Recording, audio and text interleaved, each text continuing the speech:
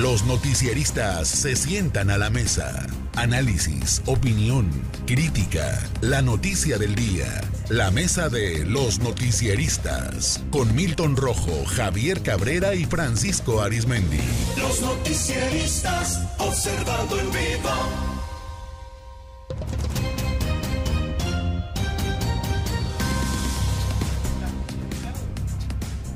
Ya a la mesa de los noticieristas saludo a Francisco Arizmendi. Francisco, muy buenas noches. Muy buenas noches, Sinaloa. A Javier Cabrera. Javier, muy buenas noches. Muy buenas noches al auditorio. Milton Rojo, muy buenas noches. Muy buenas noches. Amigos del auditorio, gracias por continuar con nosotros. Yo preguntaba, ahora en la semana, por cierto, ¿dónde están los derechos humanos en el tema de los abusos a jornaleros agrícolas y sus familias? Ya tocamos el tema de los jornaleros, ¿no? Bueno, pues hoy, por cierto, el Congreso de Sinaloa, retomando el asunto de derechos humanos, ¿qué pasa con la Comisión Estatal de los Derechos Humanos? Que tiene toda una tradición este tema de los derechos e historia en Sinaloa, desde antes que hubiera comisión, hay que decirlo. Bueno, pues hoy el Congreso de Sinaloa arrancó el proceso para elegir a quién será la próxima persona titular de la Comisión Estatal de los Derechos Humanos. Este jueves se aprobó la convocatoria que marca las etapas y fechas clave para la elección. El diputado Pedro Alonso Villegas Lobo, presidente de la comisión al respecto del Congreso, detalló que el primer paso será la recepción de documentos, comenzará este viernes 10 de enero, mañana ya. La convocatoria marca que son 10 días naturales de la oficialía de partes del Congreso del Estado de 8 de la mañana a 5 de la tarde. A partir del 20 de enero, los diputados van a revisar las propuestas y van a analizar los perfiles. El 30 de enero, del 30 de enero al 1 de febrero, la y los aspirantes serán llamados a comparecer a la comisión. Finalmente, entre el 4 y el 7 de febrero se va a emitir el dictamen con el nombre de quien encabece la misma. El legislador adelantó que será la Junta de Coordinación Política quien defina la fecha para someter el dictamen a votación del Pleno, probablemente en una sesión extraordinaria. La convocatoria está dirigida a organizaciones sociales, instituciones públicas y privadas, cualquier organismo interesado en proponer candidatos con experiencia y trayectoria en la defensa de los derechos humanos. Javier, tenemos toda una historia en la materia en Sinaloa. Sin embargo, pues en los últimos años, pues se le acabó, por decirlo de alguna manera, la interacción a esta dependencia con la sociedad. No hay una, no hay un interés. No hay un interés, no hay una verdadero interacción, por no decir, no hay un seguimiento de oficio de muchos casos. Es una oficina que está con la puerta abierta, sí, y con personal profesional, sí, para recibir casos, y también se acabó la vinculación no solo con la sociedad, también con los medios de comunicación, que de alguna manera podemos informar que existen, para qué sirven, cómo acercar a la ciudadanía, etcétera, etcétera. Algo pasó. El problema es que se fueron definiendo perfiles de tipo político que no cumplían con los requisitos. Y recordar cómo nació la Comisión de Derechos Humanos, de muchos activistas que hace muchos años ellos se convirtieron sin ningún apoyo gubernamental en defensores de la sociedad. Y bueno, esto llegó cuando que muere Norma Corona aquí, que es una de las activistas, junto con Michelle Jacobo, el profesor Los Ochoa, de los antiguos promotores de los derechos humanos, ¿no? Que había todo un interés por defender de los abusos del Estado. El problema es que el Estado después determinó quién iba a ser el presidente del organismo y mandó pues a personal que responde más al interés del Estado que a la sociedad. Que de la sociedad. Pero independientemente de esto, habrá que ver también la bulia y la actitud que han asumido los diputados. Y no de esta actual legislatura, porque esto correspondía a la anterior, sino de las anteriores legislaturas. Hay que recordar que ya se volvió costumbre que la renovación del presidente de la Comisión de Derechos Humanos se dé meses después de que vence el periodo. Siempre van retrasados. Demasiado retrasado. Recordar que cuando Ríos Estavilla estaba a punto de cumplir su periodo, él notificó al Congreso del Estado diciéndole que se sacaran la convocatoria porque su periodo estaba a punto de concluir. Ahí se dieron cuenta en aquel tiempo los diputados, que en aquel tiempo la mayoría era periodistas, si mal no recuerdo, en ese tiempo estaba Hernández Chávez de presidente, se dieron cuenta... ¿Era con Maloba todavía? Sí, se dieron cuenta que estaban en falta, y así fue. Bueno, pues Ríos Tavillo concluye su periodo. Y bueno, en el caso de Álvarez Ortega, hay que recordar que también en su segundo periodo pasó lo mismo. Lo eligieron 5 meses después de vencer su periodo. Lo reeligieron. Lo reeligen para un segundo periodo porque el Congreso se da cuenta después de 5 meses que su periodo se había vencido. Aquí en julio pasado se venció el segundo periodo de Álvarez Ortega, y no se había dado cuenta la anterior legislatura, que tanto presumió que iban a pasar a la historia como los de mejores del mundo. Y bueno, concluyó la legislatura y entra la nueva legislatura y se da cuenta que están en falta, y bueno, tienen que empezar este proceso, y además pues tenían asuntos pendientes, sobre todo mucho más urgentes que ver, y hasta ahorita, bueno, después de más de 6 meses, pues va a empezar el proceso para la elección del nuevo presidente. Y la pregunta es, ¿qué personaje con un perfil de verdad vinculado a la sociedad es el que se necesita y dé todos los requisitos para que sea nombrado el titular, el nuevo ombudsman en Sinaloa? Pero si va a ser con perfil de tipo político, bueno, pues el asunto, como estamos viendo que sucedió a nivel nacional, pues los derechos humanos, la defensa es según el criterio de quien esté al frente del organismo. Así de plano, Javier. Así de plano estamos. Hay toda una historia, Francisco, en la comisión, y yo me acuerdo los tiempos, por ejemplo, el profe Loza, cuando todavía no había presupuesto, que era una comisión guerrillera, ¿no? Sí. Que iba a los lugares.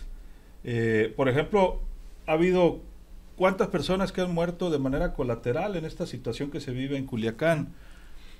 Ya llevamos un número importante, lamentablemente, de lesionados. Seguramente en algunos casos ha tomado parte la dependencia, pero en la mayoría no. Muchas veces tenía que tomar parte la estatal para que la nacional nos volteara a ver, porque cuando se trata de Fuerzas Armadas tiene que entrar la nacional. Mira, y en la nacional ya ni hablamos. Desde que se inventó lo de los organismos autónomos, pues nacieron no tan autónomos, con total y absoluto control político. Es decir, una de las grandes falsedades de nuestro sistema político nacional y estatal es eso, organismos autónomos. Que el fiscal general de la República es autónomo, que la fiscal de Sinaloa es autónoma. ¡Ja! Por favor, como dice uno de los clásicos de la Cuarta Transformación, Andrés Manuel López Obrador, tonto es el que cree que el pueblo es tonto. Es pura simulación, y los primeros que lo entendemos y lo sabemos desde su origen como organismos autónomos, sobre todo en la Comisión Estatal de Derechos Humanos, somos los periodistas. Sabemos perfectamente bien cuál es el dedazo, es cuestión de ver las ternas para decir por aquí viene el dedazo. ¿Cuál es la condición para que alguien llegue a dirigir esos organismos autónomos? Es que estén más mansitos que el actual dirigente nacional de los derechos humanos, que fue reelecta en una situación verdaderamente penosa y escandalosa, porque no había ni siquiera calificado para entrar una terna, pero el presidente López Obrador dio la línea y ella repitió.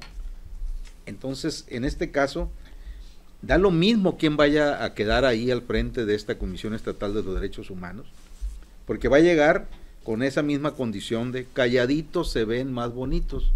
Y como tú bien lo dices, Luis Alberto, si antes la Comisión Estatal de Derechos Humanos, para darle formalidad a cualquier denuncia aquí de tipo local, con Fuerzas Armadas o no Fuerzas Armadas, tenía que buscar la intervención de la Comisión Nacional, pues esto es dioquis. Vean ustedes en lo que convirtió la señora que está ahorita al frente de los derechos humanos a nivel nacional, en lo que convirtió esa comisión. Hasta se pronunció por desaparecerla para quedar bien con quién, con su dedólogo, con el presidente López Obrador, ¿no? ¿Hija de quién ella? Bueno, pues hija de una gran luchadora precisamente en defensa de los derechos humanos, que fue todo un ícono, como fue doña Rosario Ibarra de Piedra. Pero su hija, por favor, es grotesca la manera en que llega, y más grotesca todavía la manera en que fue reelecta ahí. ¿Ante qué? Ante poderes independientes del poder ejecutivo, como es el poder legislativo en nuestro país. O como dijo también el clásico, ja, ja. Milton. Sí, nada más sobre lo que decías de la forma tan grotesca en cómo llega Rosario Piedra Ibarra, la hija. La hija, ni el comité Eureka, o sea, el comité que formó doña Rosario, le dio la firma, ¿no? Le dio el aval.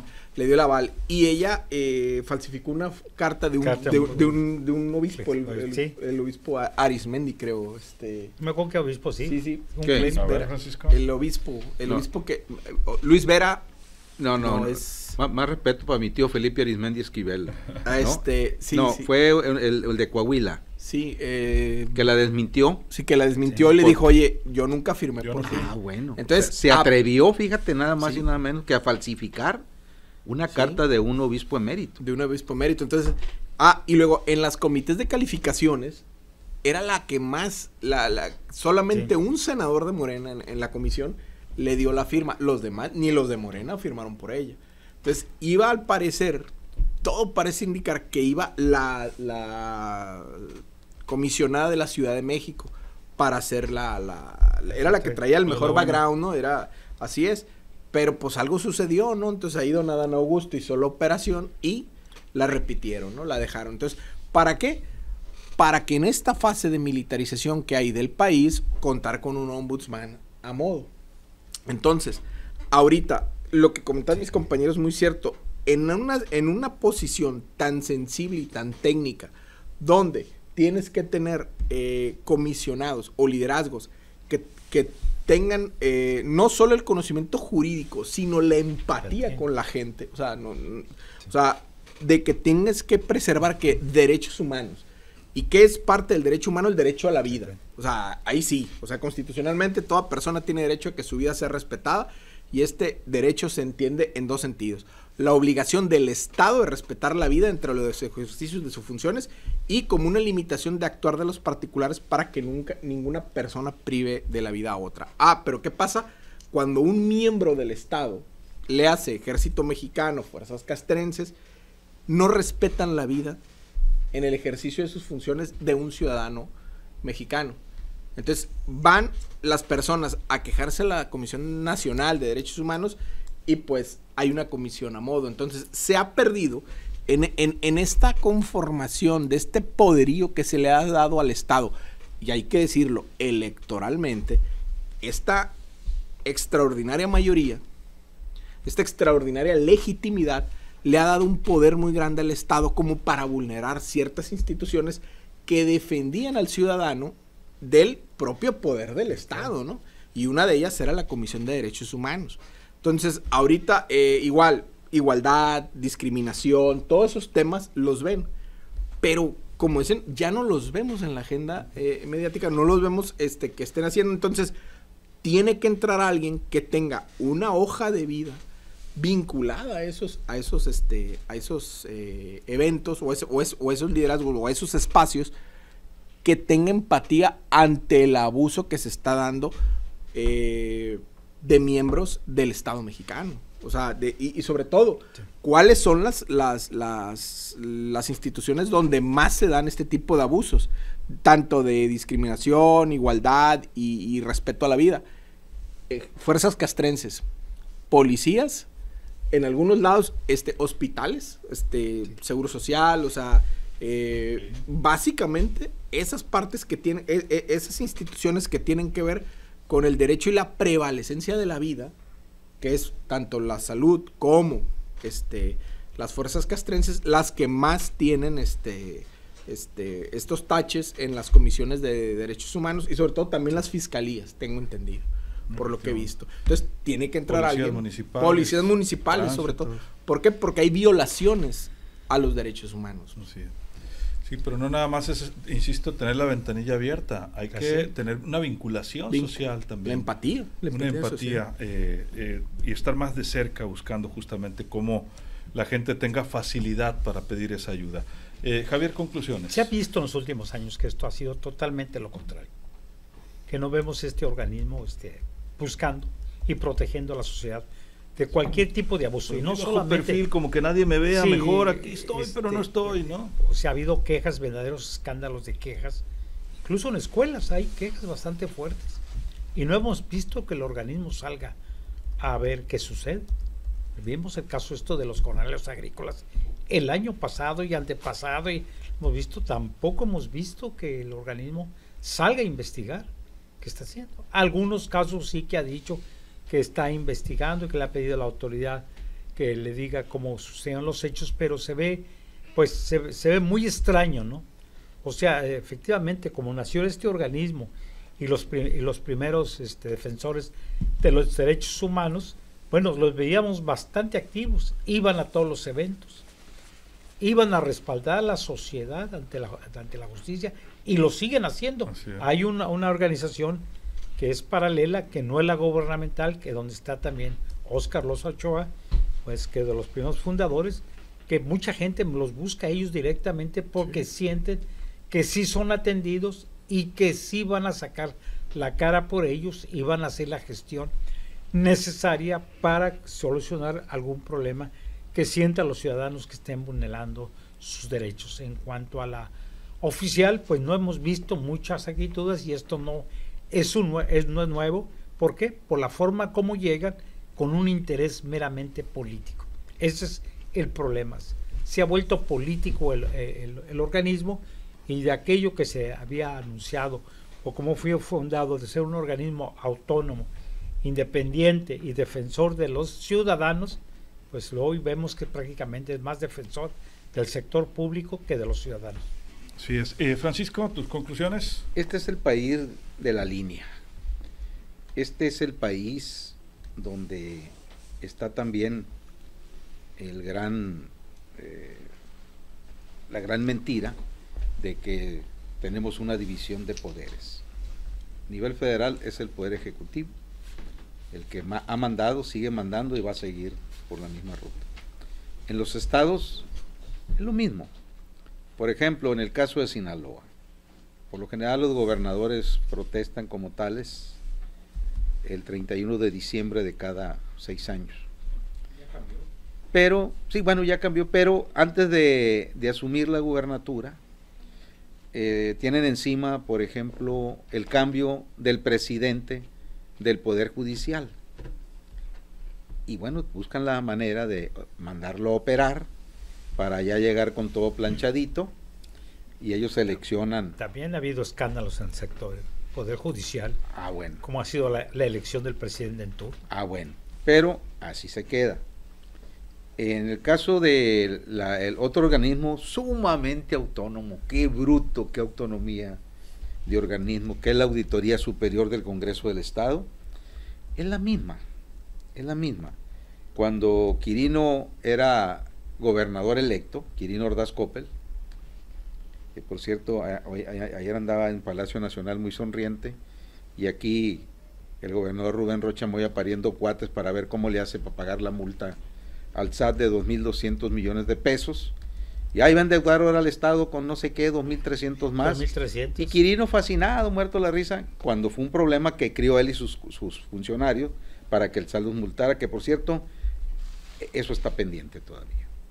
Pero Quirino volteó a ver, ¿quién puso? Dijo ahí al auditor superior del Congreso del Estado, que era Toño Vega. Toño Vega. Pues don fulano, dígale que le vaya bien. Y ponen, me parece, a la señora que está todavía hasta la fecha. Sí, ella. Bueno, que cuando hubo tormenta, que ya le iban a quitar y que esto que el otro, se alineó, bien alineadita, y ahí permanece. Es decir, que al son que les tocan bailan. Pero yo recuerdo también en la época que llega el licenciado Rossi Estavillo a los derechos humanos, igual hubo línea. Después es procurador, y igual, aunque le faltaba de acuerdo a la autonomía con el que el Congreso lo había designado, pues se negoció con él para que con mucha anticipación dejara el cargo. Esos son los organismos autónomos, esa es la hipócrita división de poderes. Por eso, pues no se les puede creer, como dicen en la calle, ni el bendito. Milton. Sobre lo que dices de las auditorías superior, hay un libro, yo lo recomiendo mucho, quien quiera entender más esta parte que explicó ahorita Francisco, de la exdirectora de auditoría forense de la Auditoría Superior de la Federación, Munadora Bushahin, que se llama La Casa Sucia. Y ahí, con pelos y señales, te dicen cómo se hace una auditoría forense, pero sobre todo los acuerdos que hay entre la clase política y la Auditoría Superior de la Federación. Pero te va dando todo, ¿no? O sea, datos. Ella creo está en el equipo de la doctora Sheinbaum, no sé si ya la designaron en algo, pero estaba en la parte de auditar el tema de las universidades públicas, en esa parte de la agenda. Ahora, volviendo al tema de lo que son los derechos humanos, estamos en una fase, en el segundo piso de la transformación, en donde ese segundo piso se está haciendo con ladrillos, ¿de qué color? Verde olivo. O sea, el sostenimiento de la gobernabilidad ¿tú traes verde olivo, Pancho? No. Pero no, me refiero a los militares, pues. Entonces, y la milicia es una de las instituciones que más ha acumulado recomendaciones de los derechos humanos. Entonces, ahorita, pues como que no podemos irnos contra quien nos sostiene el régimen. Por eso se ocupan ombudsman a modo, por eso la operación sobre la hija de doña Rosario, que nada que ver, ¿no? Nada que ver con doña Rosario. Entonces, aquí lo que decía ahorita Javier y que lo comentaste tú en un programa en estas noches en Apancho, cuando entrevistaste al profe Loza. O sea, al profe Loza tú vas ahorita a la comisión de él, la comisión independiente, y hay gente, ¿no? O sea, yo he ido, digo, por entrevistarlo. Y a la hora que le hables. Ahí está. Entonces, eso es parte de lo que ahorita decía Luis Alberto, de la empatía y del estar ahí, pues. La vinculación, porque ese es un tema de 24 horas todos los días, ¿no? Entonces, y no puedes dejarlo, eso, a la casta política, vamos a citar a Milei, que está medio de moda, a la casta política, porque la casta política lo va a ver como un trabajo de 8 a 3 o de 8 a 5. Entonces, oiga, me está agarrando el buche y uno, no, ya salimos, o sea, no, ¿cómo te voy a...? Oiga, pero el del ejército me tiene aquí la pata encima. No, vuelva mañana, ahorita no, o sea, hasta... Entonces, grite para creerle. Entonces, auxilio. Estamos ante esta conformación de este régimen que se sostiene sobre las Fuerzas Armadas. Y bueno, las Fuerzas Armadas, para hacer valer su poder, usan la fuerza. Y muchas veces esa fuerza se traduce en violaciones de los derechos humanos. Pero bueno, no únicamente el ejército, Milton. El sistema político mexicano, cuando quiere que te calles, te acalambran, te hacen auditorías, te persiguen, etcétera, te atraviesan carros, si bien te va. Y si no haces caso, entonces ya recurren a otro tipo de, ¿no? ¿Son capaces crees tú que son capaces hasta del asesinato? El Estado mexicano está diseñado para todo, ¿no? Bueno. Con tal de prevalecer. Así es. Javier, tus conclusiones. Sí, pero el problema de los derechos humanos no es solamente la autoridad que es la encargada de la preservación de la tranquilidad del país, ya sea las Fuerzas Armadas o las corporaciones policíacas. Hay una serie de violaciones que tienen que ver con el sector salud, que ha sido más recurrente. En las escuelas hay quejas de padres de familia contra maestros, contra directivos, o también maestros contra padres de familia, o contra mismos alumnos, o contra directivos o dirigentes sindicales. Y en estos casos el problema es que no se atiende con la prontitud o con el criterio necesario que se requiere. Entonces hay una sociedad que está nuevamente indefensa, a pesar de que existan estos organismos, ante cualquier abuso de autoridad, porque si vas y presentas tu queja, pareciera ser que solamente la reciben y ahí se queda. No vemos una solución a corto plazo, rápidamente, que permita a los ciudadanos sentirse tranquilos y protegidos que alguien. Porque así nació esa organización y en un principio se veía, ¿no?, que quien estaba al frente pues hacía su trabajo y daba la cara y exigía en cumplimiento de lo que establece la ley. Hoy tiene más facultades, sin embargo, estas atribuciones no se ve que se ejerzan. Muchas gracias, Javier.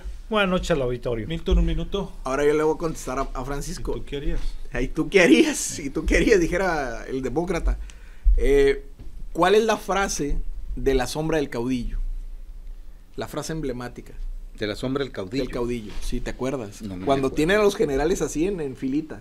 No me A los acuerdo. alzados, pues, y No. lo... Sinceramente no me acuerdo. El verbo que mejor se conjuga en la política mexicana es madrugar. Ahora yo te pregunto, ¿ya está pasado de moda la sombra del caudillo o no? No, de hecho hay quienes ya traen madruguete de cara a la sucesión gubernamental de Rubén Rocha Moya, ¿no? Ya lo traen, tanto hombres como mujeres. Tacita. Tacita. Eso sí te lo puedo asegurar. ¿En serio? Pero ¿cómo no? Estamos hablando de Ya derechos empezó humanos, la fecha Pancho. oficial. Y estamos hablando de ¿Y derechos habrá humanos. madruguete en derechos humanos? Y lo Estamos- hacen con un cinismo, como si no fueran corresponsables del problema tan grave que tenemos hoy por hoy en Sinaloa y sobre todo en el centro del estado. Porque está metidos cuando menos uno de ellos hasta el eje Matarili y Dilerón. Y ahí andan con la carita de yo no fui. Así es. Muchas gracias, Milton. Muchas gracias. Francisco, finalmente, un minuto.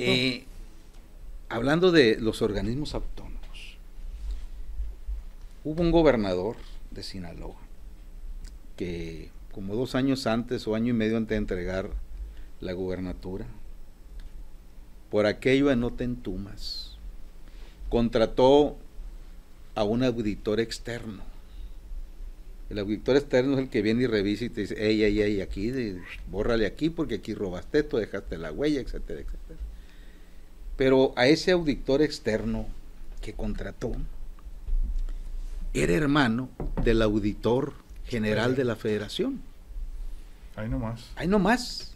Jugada completa. Eso sí, cada vez que iba y venía ese auditor, pues sáquenle silla y chequezón y en efectivo y como sea a ese auditor externo. Entonces, ¿qué procedió del hermano de ese auditor externo? 0 observaciones para ese gobernador que salió, tomando en cuenta que el año al que más le temen los gobernadores es al 7º, es decir, cuando ya no están y pueden perder el control de todo. Matarili y Dilirón. Muchas gracias, Francisco. Buenas noches, Sinaloa. Así nos vamos a despedir, se queda bien acompañado aquí en Vibra Radio, en todo Sinaloa. Quédese con buena música, nosotros regresamos mañana a las 6 de la mañana. Soy Luis Alberto Díaz, que la pase usted de lo mejor.